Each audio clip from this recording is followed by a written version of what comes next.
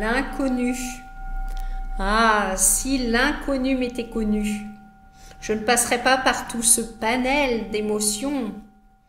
D'abord, il y a la peur de ne pas être à la hauteur, de mal faire ou de faire mal, la peur de faire le mauvais choix, d'échouer, de ne pas aller jusqu'au bout, d'abandonner. Et puis, l'inconnu amène des doutes. Et si je faisais, et si,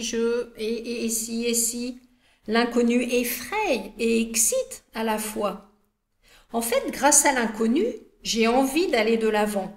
Je me remplis d'espoir. Mais j'ai aussi peur.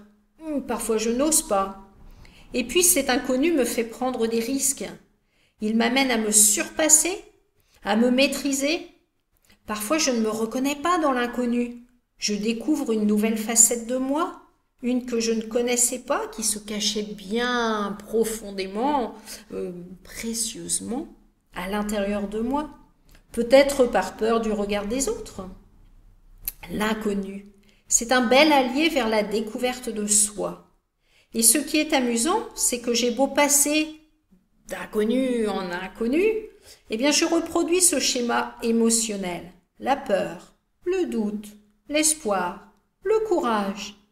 Alors à chaque fois je me dis, oh là là, si seulement j'avais plus confiance en moi, et si seulement je vivais l'instant présent. Et puis à la fin, une fois l'inconnu connu, ou l'inconnu accompli, eh ben je me dis, oh là là, tout ça pour ça. Ou alors, eh ben oui, ça ne valait pas toutes ces émotions. Donc voilà, ça m'amuse de vivre ce panel émotionnel et du coup, l'inconnu me plaît bien. Les émotions, ce sont comme des vagues, reliées les unes aux autres, interdépendantes, certaines plus fortes que d'autres, certaines plus longues que d'autres, certaines plus violentes que d'autres.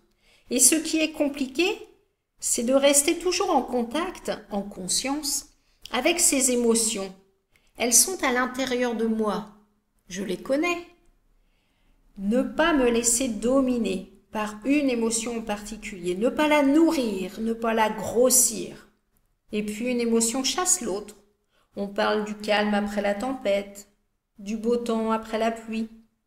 C'est vrai que la littérature française offre nombre de citations qui donnent cette idée de laisser le temps au temps.